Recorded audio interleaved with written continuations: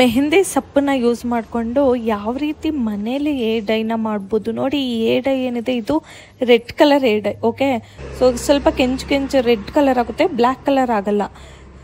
ಯಾವ ರೀತಿ ಮಾಡೋದು ಅಂತ ನಾನು ನಿಮಗೆ ತಿಳಿಸ್ಕೊಡ್ತೀನಿ ನೋಡಿ. ಈ ರೀತಿ ನಿಮ್ಮ ಅಕ್ಕಪಕ್ಕ ಮನೇಲಿ ಎಲ್ಲಾದರೂ ಮೆಹಂದಿ ಗಿಡದಲ್ಲಿ ಮೆಹಂದಿ ಸೊಪ್ಪನ್ನ ಕಿತ್ಕೊಂಡು ಬನ್ನಿ. ಅದನ್ನು ಫಸ್ಟ್ ಚೆನ್ನಾಗಿ ವಾಶ್ ಮಾಡಿ. ಓಕೆ, ಅದರಲ್ಲಿ ಹುಳ ಎಲ್ಲ ಓಡಾಡಿರುತ್ತೆ. ಸೊ ಅದರಿಂದ ಚೆನ್ನಾಗಿ ನೀಟಾಗಿ ವಾಶ್ ಮಾಡಿಬಿಟ್ಟು ಒಂದು ಮಿಕ್ಸಿ ಜಾರ್ಗೆ ಹಾಕ್ಕೊಳ್ಳಿ. ಚೆನ್ನಾಗಿ ವಾಶ್ ಮಾಡಬೇಕು.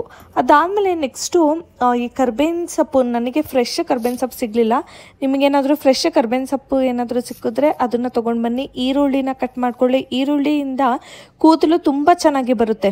ಸೊ ಅದರಿಂದ ಈರುಳ್ಳಿ ತಗೊಳ್ಳಿ. ವಿಳ್ಯೆದೆಲೆ ತುಂಬ ಜನರಿಗೆ ಗೊತ್ತಿಲ್ಲ, ವಿಳ್ಯೆದೆಲೆನೂ ಕೂಡ ತಲೆಗೆ ಹಾಕ್ಬೋದು ಅಂತ.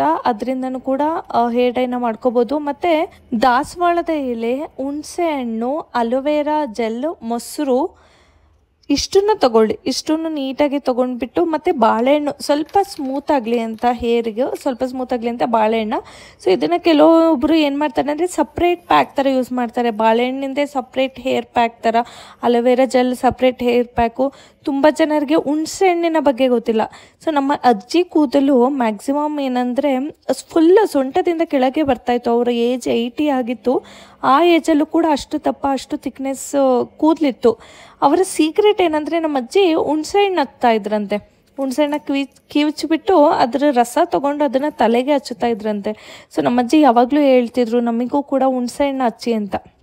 ಸೊ ಅದನ್ನೆಲ್ಲ ತೊಗೊಂಡ್ಬಿಟ್ಟು ನೀಟಾಗಿ ನೀರು ಹಾಕ್ಬಿಟ್ಟು ಸ್ವಲ್ಪ ಇನಿಷಿಯಲಿ ಏನು ಮಾಡಿ ಅಂದರೆ ಮೆಹಂದಿ ಸೊಪ್ಪು ಮತ್ತು ಐಬಿಸ್ಕಸ್ ಲೀಫ್. ಓಕೆ, ನಾನು ಮುಂಚೆ ಸ್ವಲ್ಪ ಐಬಿಸ್ಕಸ್ ವೈಟ್ ವೆರೈಟಿ ಲೀಫ್ ಏನಿದೆ ಅದನ್ನು ಮೆಹಂದಿ ಸೊಪ್ಪು ಜೊತೆ ಕಿತ್ಕೊಂಡು ಬಂದಿದ್ದೆ. ಸೊ ಅವೆರಡೂ ಫಸ್ಟು ನೀವು ಹಾಕ್ಬಿಟ್ಟು ನೀಟಾಗಿ ಗ್ರೈಂಡ್ ಮಾಡಿಕೊಡಿ. ಇಲ್ಲಿ ನೋಡಿ ನೀಟಾಗಿ ಗ್ರೈಂಡ್ ಆಗಿಲ್ಲ, ಇನ್ನೊಂದು ಸ್ವಲ್ಪ ನೀರು ಹಾಕ್ಬಿಟ್ಟು ನಾನು ಮತ್ತೆ ಗ್ರೈಂಡ್ ಮಾಡ್ತಾಯಿದ್ದೀನಿ. ಓಕೆ, ಸೊ ನೀಟಾಗಿ ಚೆನ್ನಾಗಿ ಗ್ರೈಂಡ್ ಮಾಡ್ಕೊಳ್ಳಿ. ಗ್ರೈಂಡ್ ಆದಮೇಲೆ ಸೊ ಫಸ್ಟ್ ನಾವೇನು ಗ್ರೈಂಡ್ ಮಾಡ್ಕೊಂಡಿದ್ವಿ ಅದನ್ನೇ ನೀಟಾಗಿ ಗ್ರೈಂಡ್ ಮಾಡ್ಕೋಬೇಕು. ಅದಾದಮೇಲೆ ನಾವು ಇದಕ್ಕೆ ವಿಳ್ಯೆದೆಲೆ ಮತ್ತು ಕೆಲವೊಂದಿಷ್ಟು ಐಬಿಸ್ಕಸ್ ಲೀಫ್ ಅಂದರೆ ಕನ್ಫ್ಯೂಸ್ ಆಗಬೇಡಿ, ದಾಸವಾಳದ ಎಳೆ, ಬಿಳಿ ದಾಸವಾಳದ ಎಳೆ ಸಿಕ್ಕಿದ್ರೆ ತುಂಬಾ ಒಳ್ಳೆಯದು. ಓಕೆ, ಬಿಳಿ ದಾಸವಾಳದ ಎಲೆ ತುಂಬಾ ಸ್ವಲ್ಪ ಕರ್ಬೇವಿನ ಸೊಪ್ಪು, ನನಗೆ ಒಣಗಿರೋ ಕರ್ಬೇವಿನ ಸೊಪ್ಪು ಸಿಕ್ತು. ಫ್ರೆಶ್ ಕರ್ಬೇವಿನ ಸೊಪ್ಪು ನಮ್ಮ ಮನೇಲಿ ಇರಲಿಲ್ಲ, ಔಟ್ಸೈಡ್ ಹೋಗಬೇಕಿತ್ತು ಸಿಟಿಗೆ, ಅಷ್ಟು ಟೈಮ್ ಇಲ್ಲ ಅಂತ ನಾನು ಇದನ್ನೇ ಹಾಕ್ತಾಯಿದ್ದೀನಿ. ನೆಕ್ಸ್ಟು ಅಲೋವೆರಾ ನೀವು ಅಲೋವೆರಾ ಜೆಲ್ ಯೂಸ್ ಮಾಡೋದಕ್ಕಿಂತ ಮನೇಲಿ ಏನಾದರೂ ಅಲೋವೆರಾ ಗಿಡ ಇದ್ದರೆ ಅದನ್ನೇ ಕಟ್ ಮಾಡಿಕೊಂಡು ಯೂಸ್ ಮಾಡಿ. ತುಂಬ ಜನ ಏನು ಮಾಡ್ತಾರೆ ಅಂದರೆ ಅದ್ರ ಜೆಲ್ ಮಾತ್ರ ತೊಗೊಳ್ತಾ ಇರ್ತಾರೆ. ಒಳಗಡೆ ಏನು ಸಿಪ್ಪೆ ಏನಿರುತ್ತೆ ಅದನ್ನು ತೆಗೆದ್ಬಿಟ್ಟು ಜೆಲ್ ಮಾತ್ರ ತೊಗೊಳ್ತಾ ಇರ್ತಾರೆ. ನೆಸಸರಿ ಇಲ್ಲ, ನೀವು ಹೊರಗಡೆ ಏನು ಸಿಪ್ಪೆ ಇದೆ ಅದನ್ನು ಕೂಡ ಗ್ರೈಂಡ್ ಮಾಡ್ಕೋಬೋದು. ಸೊ ಅದಷ್ಟು ಆದಮೇಲೆ ಹುಣಸೆ ಹಣ್ಣು ಆಪ್ಷನಲ್, ಅದನ್ನು ಯೂಸ್ ಮಾಡಲೇಬೇಕು ಅಂತಲ್ಲ, ನಿಮ್ಮಿಷ್ಟ ಬೇಕಂದರೆ ಯೂಸ್ ಮಾಡಿ. ಮತ್ತು ಬಾಳೆಹಣ್ಣು ಸ್ವಲ್ಪ ಸ್ಮೂತನಿಂಗ್ ಆಗುತ್ತೆ. ನೆಕ್ಸ್ಟು ಈರುಳ್ಳಿನೂ ಕೂಡ ನೋಡಿ, ಕೆಲವೊಂದಷ್ಟು ಜನ ಈರುಳ್ಳಿ ಪ್ಯಾಕ್ ಅಂತಲೇ ಮಾಡ್ಕೋತಾರೆ.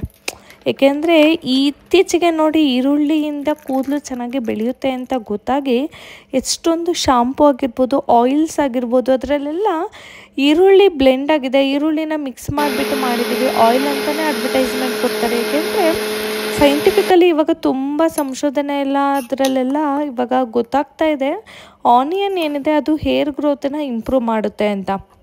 ಓಕೆ, ಅದನ್ನೆಲ್ಲ ಗ್ರೈಂಡ್ ಆದಮೇಲೆ ಸೊ ಈ ರೀತಿ ಕಾಣಿಸುತ್ತೆ, ಗ್ರೀನ್ ಕಲರಾಗಿ ಕಾಣ್ತಾ ಇದೆ. ಸೊ ನೀವು ಅಂದರೆ ಒಂದು ಸ್ವಲ್ಪ ಏನಿಲ್ಲ ಅಂದರೂ ಒಂದು ಡೇ ನೀವೇನಾದರೂ ಬಿಟ್ಟರೆ ಇದನ್ನು ಮೆಹಂದಿನ ಸೊ ಕನ್ಸಿಸ್ಟೆನ್ಸಿ ಗಟ್ಟಿಯಾಗಿರುತ್ತೆ. ಯಾವತ್ತೂ ಕೂಡ ಮೆಹಂದಿ ಆಗತಾನೆ ಗ್ರೈಂಡ್ ಮಾಡಿದ ತಕ್ಷಣ ಆವಾಗ ನೀವು ಯೂಸ್ ಮಾಡಬಾರ್ದು ಮೆಹಂದಿನ. ಎಕ್ಸ್ಪೆಷಲಿ ಅಟ್ಲೀಸ್ಟ್ 1 ಡೇನಾದರೂ ಬಿಡಿ, ಇಲ್ಲಾಂದರೆ ಒಂದು 6 hours ಆದರೂ ಬಿಡಿ. ಮೆಹಂದಿ ಏನು ಹಾಳಾಗಲ್ಲ ನೀವು ಹಾಗೆ ಬಿಟ್ಟರೆ. ಸೊ ನಾರ್ಮಲ್ ಟೆಂಪ್ರೇಚರಲ್ಲಿ ಹೊರ್ಗಡೆನೇ ಬಿಡ್ಬೋದು. ಓಕೆ, ಸೊ ಈ ರೀತಿ ಒಂದು ಕ್ಲೋಸ್ ಕಂಟೈನರ್ ಬಾಕ್ಸ್ನ ತೊಗೊಂಡು ಅದಕ್ಕೆ ಮೆಹಂದಿ ಏನು ಸೊಪ್ಪು ಗ್ರೈಂಡ್ ಮಾಡಿದ್ರಿ ಅದನ್ನೆಲ್ಲದನ್ನು ಕೂಡ ಒಂದು ಬಾಕ್ಸಿಗೆ ಹಾಕ್ಬಿಟ್ಟು ನೀಟಾಗಿ ಇಡಿ. ಸೊ ಕಂಪ್ಲೀಟಾಗಿ ಲಿಡ್ಡನ್ನ ಕ್ಲೋಸ್ ಮಾಡಬೇಡಿ, ಸ್ವಲ್ಪ ಓಪನ್ ಮಾಡೇ ಇಡಿ. ಏಕೆಂದರೆ ಗಾಳಿಗೆ ಅದು ಗಟ್ಟಿಯಾಗುತ್ತೆ.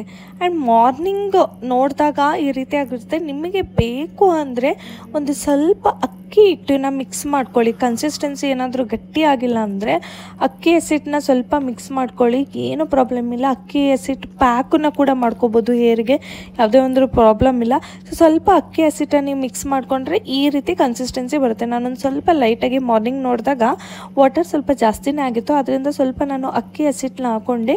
ನೋಡಿ ಎಷ್ಟು ಚೆನ್ನಾಗಿದೆ ಅಂತ. ಸೊ ಮಾರ್ಕೆಟಲ್ಲಿ ಏನು ನೀವು ದುಡ್ಡು ಕೊಟ್ಟು ತೊಗೊಂಡು ಬರ್ತೀರ ಮೆಹಂದಿ, ಅದು ಯಾವ ರೀತಿ ಇರುತ್ತೋ ಇದು ಕೂಡ ಅದೇ ರೀತಿ ಇದೆ. ಕನ್ಸಿಸ್ಟೆನ್ಸಿ ವೈಸ್ ನೋಡೋದಾದರೆ ನೀವು ಹಚ್ಕೊಂಡ್ಮೇಲೂ ಅಷ್ಟೇ ಕೂದಲು ಅಷ್ಟೇ ರಿಸಲ್ಟ್ ಕೊಡುತ್ತೆ.